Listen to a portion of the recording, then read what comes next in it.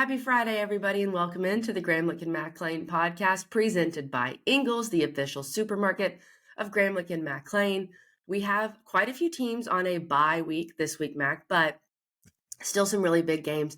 And you might not hear me talking as much in this episode because you girl is a bit under the weather. But Mac, do you know where I'm going?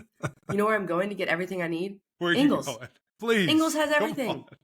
Ingles has the DayQuil, the NyQuil, the Tylenol, the infant Tylenol, because, whatever I get, Jake gets, or vice versa. No, it's vice versa. Pedialyte. Hey, don't put this on you. This is not your fault.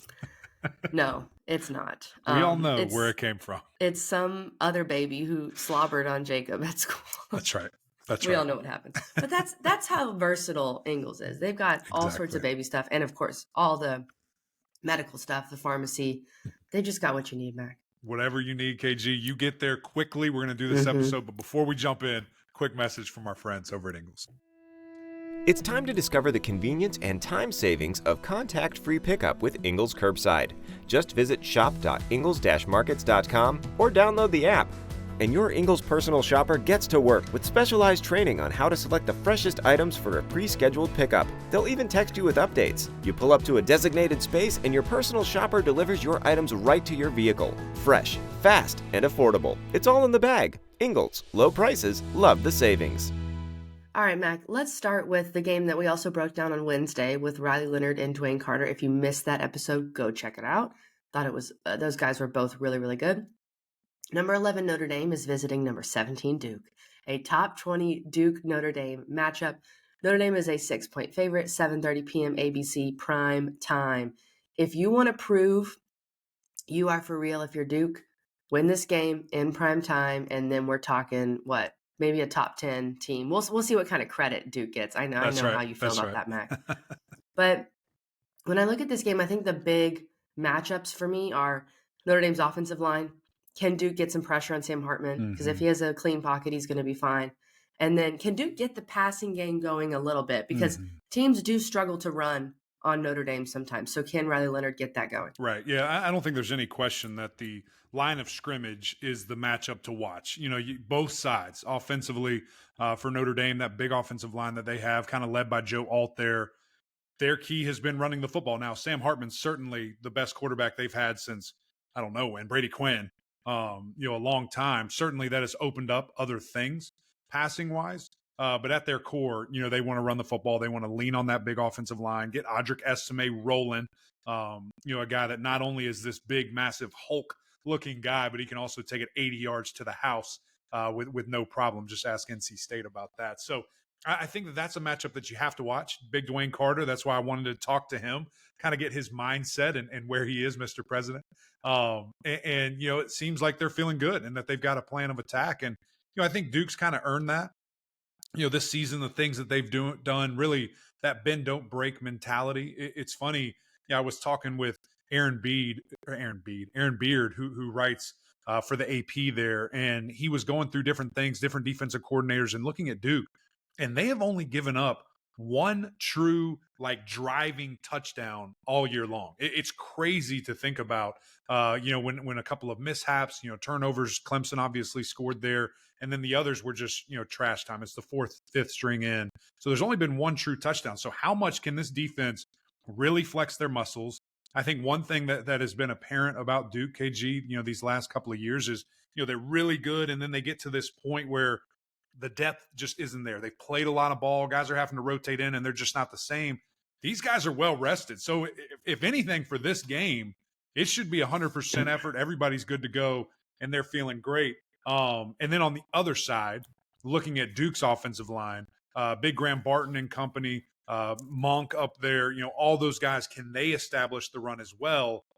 I actually think Duke has been running the ball a little bit more impressively this year than Notre Dame. Kind of similar opponents outside of obviously Ohio State, but you could argue Clemson for that matter with Duke. So I can't wait, KG. It's an offensive defensive line battle at its core, and I can't wait to watch this game all night.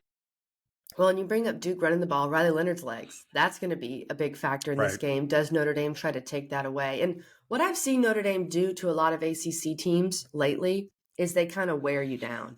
And then by the fourth quarter, they break a big run. And Estime could break a big run, and then it kind of blows the game open. So getting Duke hold on at the end of the game and play 4 straight quarters and Right. have that depth, Mac. That's Right. your point. And that's what I think is a little bit different from at least this Duke team than previous ACC teams that they've played of recently. Maybe Clemson a little bit of an outlier there, even though they did that. This is what Duke does. Like Duke defense sees this every day in practice. They go against this. I'm not saying that the offensive line isn't quite there, but it's pretty close. I mean, you look at Graham Barton, you look at Joe Alt, they're right there, with mock drafts and who thinks going to go where, and then the rest of the guys with that crew. I think Jacob Monk might be the third best offensive lineman in this game. So they're neck and neck. And so I think this defense is going to be well prepared, but certainly whoever can run the ball more effectively or a la who can stop the run better, I think that team wins the game. Yeah, I agree with that. Mac, do you think there's a confidence factor with Duke? I know, if you look at Notre Dame, really, they beat NC State, and I don't think NC State's very good. We'll talk about that later on in the big game breakdowns. But Duke definitely has the better win. The very good team Notre Dame played, they just lost. It was a very close game. They had every chance to win it. Coming off of a loss, do you think that helps Duke that Notre Dame's coming off a loss, or is Notre Dame going to be even more motivated? Two different ways. I think from the confidence standpoint that you asked first about Duke, I mean, when you have a guy like Riley Leonard, like you're always confident, right? Like you can win any game. And I don't care who we play. We feel good about our chances. We feel good about what our quarterback is able to do, the positions he's able to put us in, and just the consistency that he has played with. So I think that Duke going into this game is at an all-time high. I also think that it is vital that they kind of already had this type of game. They had Clemson come in Monday night, standalone game, everybody in the world watching. So this is nothing new to them, right? Notre Dame just went through that for the first time against Ohio State and lost. So, from that aspect, I think Duke is fine. Moment's not too big, none of that. Obviously, game day for the first time, which is unbelievable. Very cool, very exciting for them. But I really don't know how Notre Dame is going to react here because I think knowing Sam Hartman, knowing that coaching staff, some of these leaders and a lot of grad, guys that this is probably their last go around, right? This is their last shot. If you lose again, your season is relatively over. There's no conference championship. There's no massive bowl outside of an Orange Bowl, which the ACC would just have to collapse for you to get in that. It'll be interesting, so they have a lot to play for. And clearly, if you lose again, you're out of the playoffs. So I think that we are going to see a pretty motivated team. I don't think that they're going to be lingering, on that loss at all. Just understanding that this is now playoff football for Notre Dame. Every single game is a playoff game for them. I think that's exactly right. And for Duke, if they lose this game, just saying, they could still go on to play in the ACC title. There's still a lot ahead of them. But if they win, they're going to skyrocket and give themselves some room for error. Mac, my crazy stat, and the magic number here is 22. Duke, since the 2022 season, since Mike Elko took over, Duke is 10-2 when scoring 22 or more points. Look at that. That's the magic number for me. I think if this is a 14-10 game like that Ohio State game, I don't think Duke wins. I think Duke needs to score. I think Duke wants to make this a little bit of a higher scoring game. So to me, that's the magic number in this game, Mac. If Duke can score over 22 points, let's see what happens. This feels like a Taylor Swift song. This is 20. I'm feeling 22. Are they feeling 22? Yeah, this is Kelly's version, though. I love that. This is big time. We'll get that on the next album. And I agree with you. I think that Duke certainly feels comfortable in the track meet. With Sam Hartman, Notre Dame probably does too. But, what can Riley Leonard do? You mentioned that kind of off the top. I think he's certainly going to have one of those 300-plus yard passing games, multiple touchdowns, just to even it out, just to kind of get that, lead there. And who's the better quarterback? It would have been fascinating if Sam Hartman was still in the ACC going into preseason rankings. He's one of the best all time in the league, right? But Riley Leonard is this guy that's just soaring. This is going to be a very fun quarterback battle. And who makes the less mistakes? I think the two things, as I mentioned, with the run game, but then quarterback-wise, who protects the ball better? Does someone give, a free possession or points, worst case scenario, and really help out the other team? So I can't wait to watch it. This is such an intriguing matchup, and, it's going to be a lot of fun. And another great opportunity, for the ACC to go out of conference, to get a big dub, and to please, my God, end this streak that Notre Dame has over the conference. That would be great. Please do. Okay, I'm going to press you on this before we get to Clemson Syracuse. If you write, like on Saturday, you can either have Sam Hartman as your quarterback or Riley Leonard as your quarterback. Who are you taking? Man. Sam Hartman is so good, and I love Sam Hartman. That's a tough one. All things are even, right? Doesn't matter, not different offensive lines, whatever. Like all things are even. Yeah. Man, I probably give me Riley Leonard. By the way, give me Riley Leonard. I probably go Riley. He's bigger. I think he's way more athletic. And throwing I think the Riley's ball, peaking. Yeah, Riley's peaking. Exactly. I think his confidence is at an all-time high. Sam's really good. Like it's not. That's a very hard question. I'm not saying this dude isn't one of the best ever. Going to be a Wake Forest Hall of Famer for sure. All these different things. But yeah, I think Riley Leonard. It would be even more fascinating if he stayed in a conference. Who would I say? Because there is a little bit of a you left me, bro. But he did come on the pod many times. We appreciate that, Sam. That's right. The GOAT. That's a fascinating question. All right, who has more passing yards? How about that? In the game? Yeah. I don't think either of them has an insane amount. Really? Below 300, you think? Each guy? Yeah. Ooh. Yeah. I would say Riley, just because I think they're going to try to ride Estime. Notre Dame is. Okay. I can't wait to see it. Gosh. Yeah. We'll see if we're right. Mac, you mentioned earlier, if teams are going to give away points in this Duke Notre Dame game. Speaking of giving away points, Clemson is traveling to Syracuse. Noon on ABC. Clemson has done a ridiculous job of giving away points this year. Clemson's a 6.5 point favorite. And Mac, these Syracuse games are always weird. They're always closer than you think. No. It feels like Syracuse almost always covers, right? Especially up there in the dome. And we speak about confidence. Syracuse is 4-0. Oh. They're feeling really, really good. Yeah. Garrett Schrader is a problem. This has to be Garrett Schrader's third game against Clemson. At least. And I know he doesn't have a Rondé Gadsden. Damian Alford, though, had a breakout game against Army. How does Clemson slow down Garrett Schrader? What do you think are the most important things to stopping Schrader? Yeah, well, first, I want to throw this back at you. What do you call this game? Because the Orange Bowl. No, yeah, that's great. From this standpoint, I've spoken to like a billion radio people, other podcast writers, whatever, about this game, because everybody went to Syracuse who's in the sports media. So true. Literally so everybody. True. KG and I are the only ones, and EJ Manuel. The only ones at ACC Network. That's right. We're the only ones. This was very weird. But everyone keeps bringing up, like, is this a rivalry?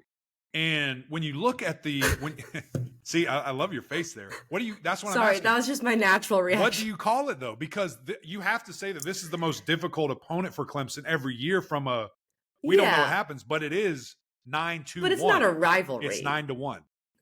But what other team consistently since 2014 has given Clemson this amount of fits? So what do you call it? What do you call this? Well, and that's why I said these games are always weird, because Clemson ends up winning them. Right. They're 9-1. Yes. The one loss that we all know about. But it's very uncomfortable. But they're always close. Yeah.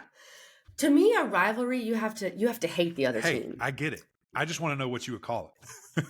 I would call it like a mosquito. I would call Syracuse. I would say Syracuse.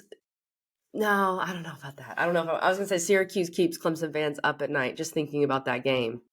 Maybe. It's just a fluky, weird game every time. Yeah. And fluky's kind of the wrong word, because Syracuse, they've played well. I know. Syracuse gets up. Syracuse always plays well. They play their best game of the year every year against Clemson for whatever reason. We're going to have to invent a word. I don't know what to call We're it, going to have to invent something to figure this out, because it's indescribable how we can figure this out. And it's always around this time of year, too. I know. It's always like not super early, but early enough to where one team maybe hasn't peaked. Yeah, it's super weird. It kind of reminds me low-key about NC State and FSU. Now, that one's a little bit different, because I think NC State's won like 4 in a row against FSU. So obviously, very that's different. wild. That might actually be a rivalry. I don't know. Anyway, when I look at this game, Garrett Schrader, he talk about a guy that's peaking. He's there, like Sam Hartman type level. This guy's the best version of himself. He's playing so confident with his legs, with his arms, his reads, his fakes. My goodness, it's a thing of beauty. The faking capital of the world, as Coach Dino Babers has said a couple of times this week and last week. So those guys are playing very well. And Garrett, it's just the confidence that he has, the things that he is seeing. Coach didn't really directly answer this, but somebody asked him, does he have the ability to audible or adjust at the line of scrimmage? And again, he didn't directly say yes, even though we kind of know that answer is yes. He said, listen, Garrett's been right a lot more than he's been wrong with things that he has seen, with adjustments that he has made. And so I think that's a dangerous thing, because when you trust a guy that much, and obviously now this is his second season with Coach Beck, which I know he wasn't the coordinator, but he was the quarterback coach, and there's a lot of conversation there. That's like the first time this has happened for Schrader, maybe in his career, where you have somebody that consistently in your life, in your sporting life, which is great. And there's that trust there where, hey, listen, I understand that we've gone through this. We've taught this. If you see something, do it.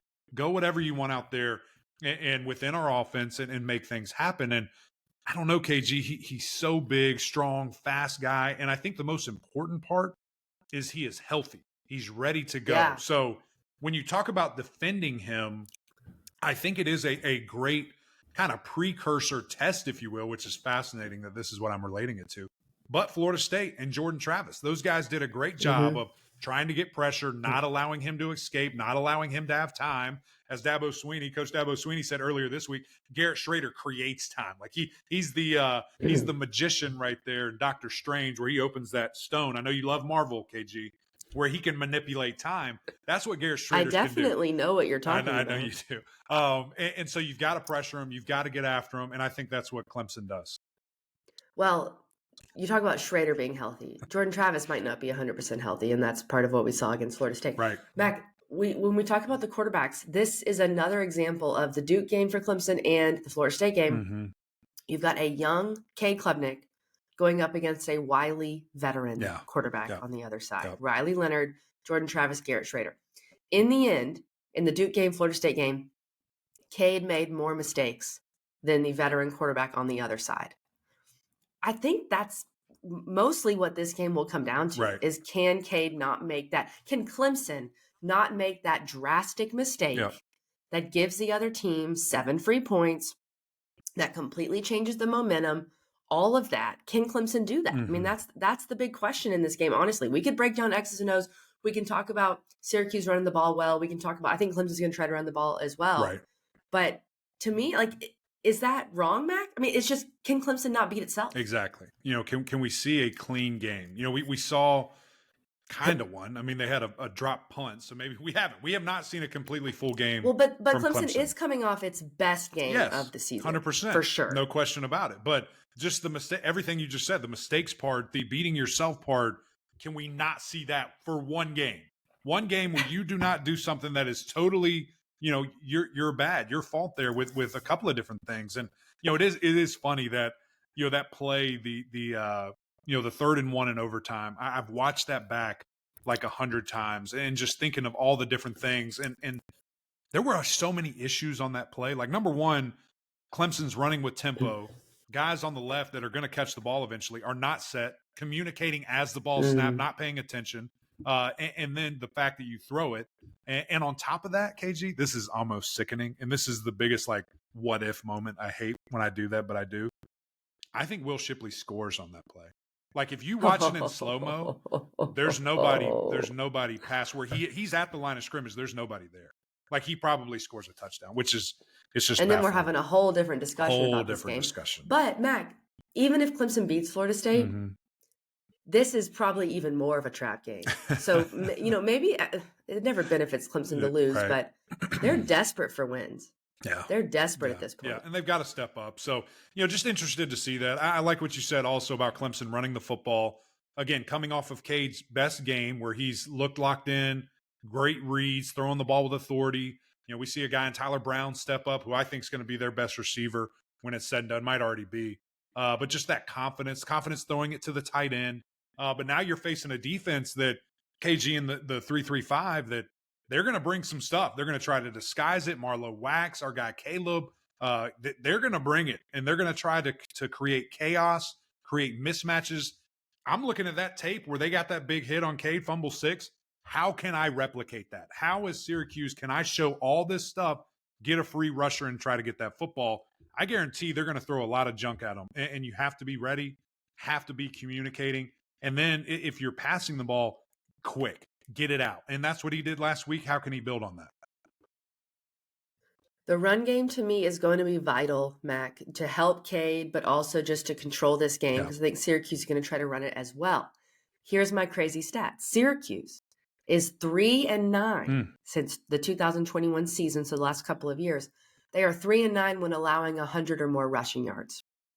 So basically, if you can rush for 100 yards, you're most likely going to beat Syracuse. Right. That's the differentiator here, especially on the road. This is a hostile environment. It's going to be loud. That dome is always loud. Can Clemson run the ball and help out Cade? And is it with Shipley? Sure, but is it with Maffa? Yeah. Maybe a little more because Maffa, you could argue, kind of has the hot hand. Yeah, well, I think what we saw from the last game, again, to reflect on that, was finally Will Shipley being used in a bunch of different ways. And even the runs, I still was kind of pissed about. It just felt like they were doing dive with Will Shipley. I'm like, can we please get him out in space and let him do something other than run straight into this massive wall? But in this game, it might work a little bit better. You only have 3 down linemen. So hit the dive up all day long. You get to that second level, who knows what happens. So I'm with you. I want to continue to see that 2-back set. Those guys feast off each other with Maffa and Shipley there. But again, the chaos that I think Syracuse is going to try to create, it's going to be tough for Clemson to again, identify that, know where everything is, communication at an all-time high. And the biggest thing, can we see a clean game, from Clemson? No mistakes that you cause. That is the key. Okay, we forgot to make a pick on Duke, and we got to make a pick on this game. Whoa. So let's make our pick. I know, we're not even making picks. What the heck? I think Vegas, and I'm trying to outsmart Vegas, Mac. I think Vegas wants you to take Syracuse to cover because the line of that. has moved. It's been 7 all week. It's dropped down to 6.5 right now. 6.5 because of that narrative that Syracuse always gives Clemson fits. I think Clemson is coming off its best game, and I have to imagine there's some confidence there. I am going to take Clemson to cover. Yeah. I do not love it though. I especially up there in the dome. Yeah, I love it. Give me all of it. I think Clemson plays ticked off. Again, when do I not think that? But I think they play at a high level. I think they win by more than a touchdown. And then same thing with Notre Dame and Duke. That line's moved too. It was 5.5. Now it's up to 6. What's your pick there? I'm going with the Blue Devils. I think they ride this momentum out. I think that, again, it's very even in the playing style. And I think Riley Leonard's the better quarterback. So I think he gets the dub. And they win outright. I'm not sure Notre Dame's I don't think Notre Dame's going to blow Duke out. If Notre Dame wins it, it's probably going to be a closer game, maybe a field goal. And I've doubted Duke this year. Yeah. I've keep doing it. It's Duke. Good for them. Listen, don't think about yourself and being right in the picks. Think about Duke, okay? I've bet against Duke. I hate myself for it. And as much as I love Riley, Dwayne, Notre Dame -6. That's what I'm taking. You hit him with the salute and then stabbed him in the back. Took you on a little curve and route on that one, Eric Mackling. That was beautiful. Okay, our final big game breakdown, then we'll run through the rest. Louisville at NC State. Louisville's a 3.5-point favorite. 7 o'clock. Let's go. PM, ESPN Friday. Blackout for NC State. Right. Dave Doran calling the uniforms swaggy. I thought that was hilarious. He said that. It was like, okay, Dave Doran. So here's the real question here. Are you for real, Louisville? Because you are a favorite on the road. Yeah.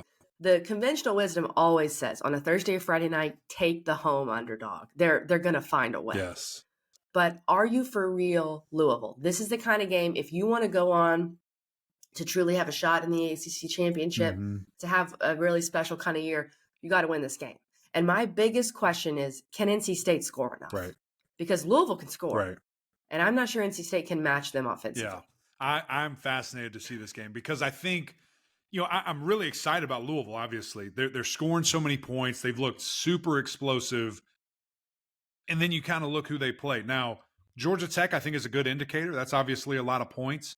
But Georgia Tech fell to shambles in the second half. And do you want to give credit to Louisville for making those adjustments? Or do you want to kind of knock GT a little bit for not keeping the pedal down and things of that nature? I think you lean towards Louisville. Then you look at Murray State, you look at BC. I mean, just bad defenses, bad teams, and they run it up. Indiana gave them a dogfight, and they scored 21 at a neutral site here.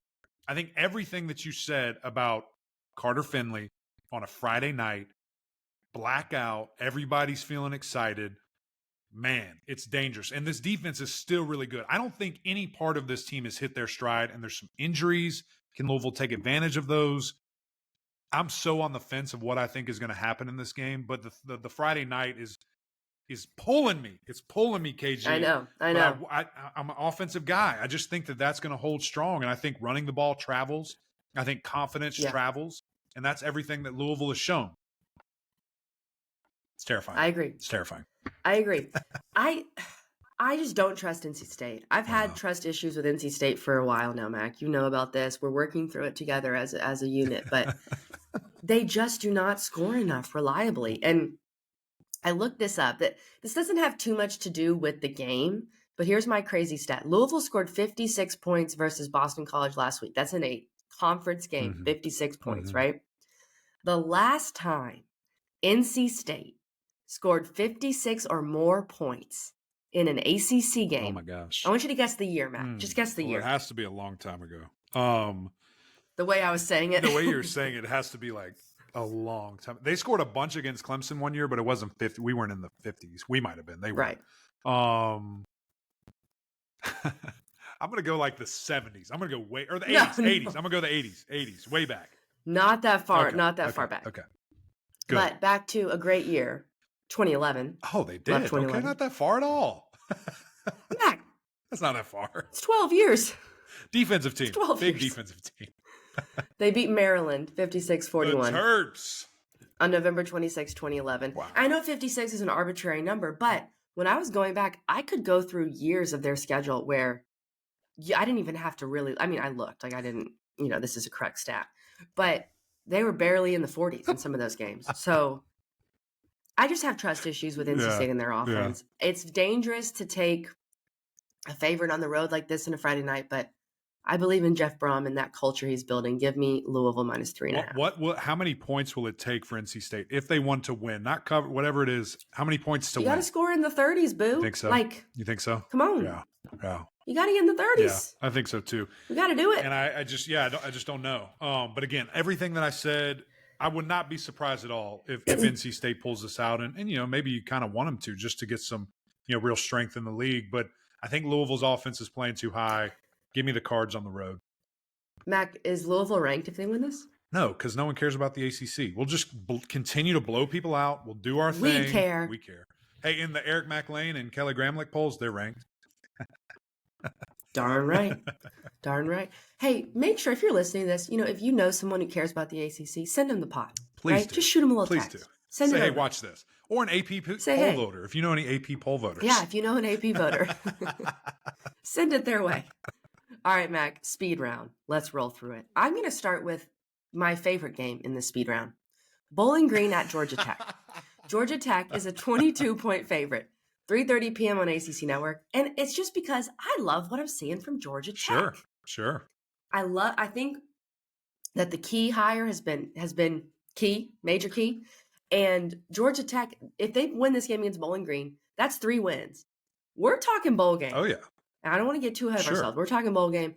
Haynes King has been excellent. I think Georgia Tech covers here and just continues to build that confidence and momentum. 22 points. That's a lot of points, KG. You feel good? Okay. I like that. I think where are they at right now? They're at 2 games. They're going to win a third.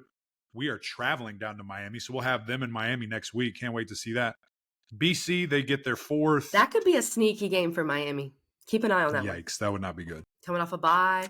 You're right. You're right about that. So they get their 4th at BC, their 5th at Virginia. Then you got to beat Clemson, Syracuse, or Georgia. Woo, man. Yeah, you got to do it. Super tough. Maybe they can get it done. I'm with you, though. I think they cover. Haynes King has been electric. One of the best quarterbacks in the ACC. I think he continues and keeps that up. Mac, you guys are traveling to Virginia Tech. Pitt is at Virginia Tech, 8 o'clock on ACC Network. Pitt's a 2.5-point favorite. I don't know what to expect from these teams. I don't know which quarterbacks are playing, right?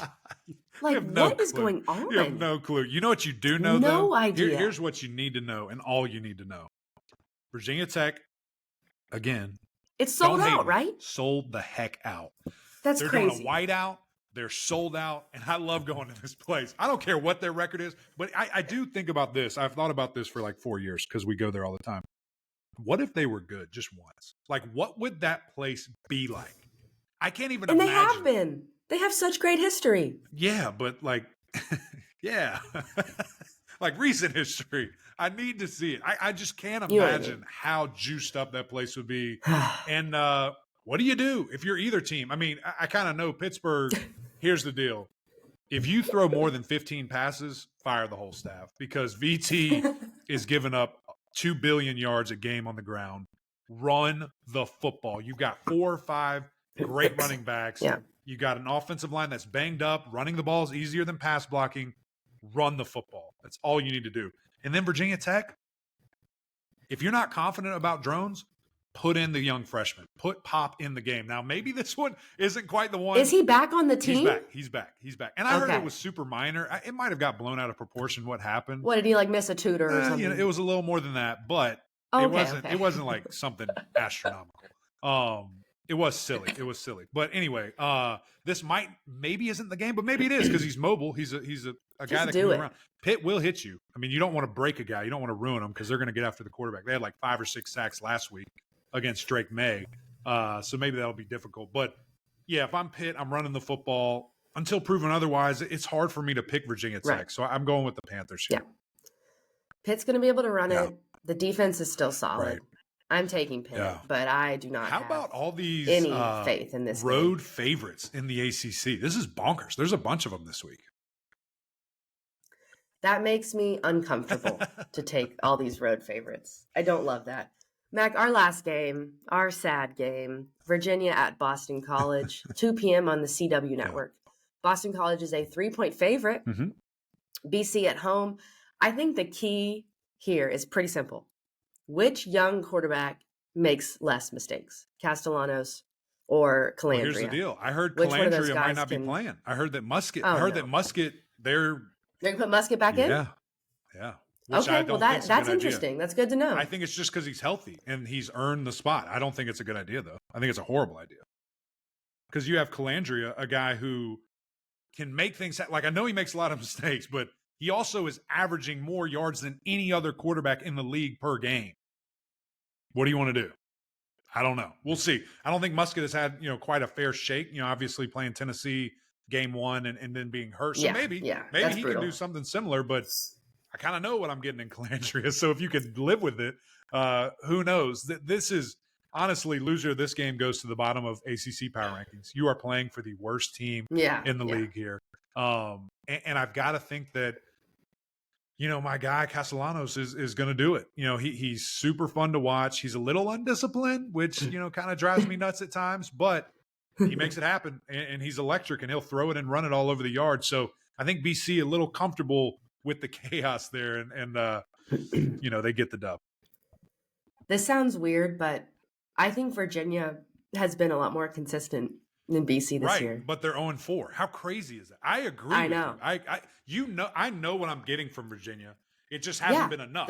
I don't know what BC's going to do. I have no clue. Give me Virginia +3. Oh, I wanted to take them to cover against NC State last week, and I just wasn't brave enough. So this week, I'm being brave. This year, I'm changing. Let's go, New year, new me. So I think that's the one we disagree on, Max. So that'll be good. No, you took Notre Dame too. I will not let you forget that. Oh, I did. That's right. Do you have the standings? Do you know real quick? I'm rolling with the Irish. Because I got to tell you, on radio, EJ has caught me. EJ and I are now tied, and I am very disappointed in that. I think TV, I still have the edge. Maybe not, actually. Time to after focus. This last week, maybe not. You are still at the edge. You're 2 games up. So you're 23-13, which is very good against the spread. I'm 21-15. So you're right there. This weekend, this could be make or break. We could be tied. I got a game on you last week with Florida State, obviously. Of course. So let's see what happens this week, man. Hey, good luck, partner. Good luck. Hey, get back to that baby. Get back to your NyQuil. Maybe go hit up Ingles, get a couple more bottles of that. I'm going to go move in. I'm going to go move into my humidifier. Yeah. Please, just hold the baby right in the humidifier. Both of y'all get it done. Anyway, I appreciate you. Appreciate you guys tuning in. And, of course, our friends over at Ingles. Appreciate all their support. Couldn't do this without them. We need you guys to go over YouTube. Listen, see KG and I, a little bit sick, under the weather, but we're talking ball. We're feeling great. We're excited. She's a fighter. She's a warrior. We're getting after it. We need you guys to go over there, leave some comments, subscribe, jump on this train, man. It's a lot of fun. And, of course, the OGs, over on Apple Podcasts. We need you to rate, review, subscribe there as well. We would greatly appreciate that. But until next time, we'll see y'all.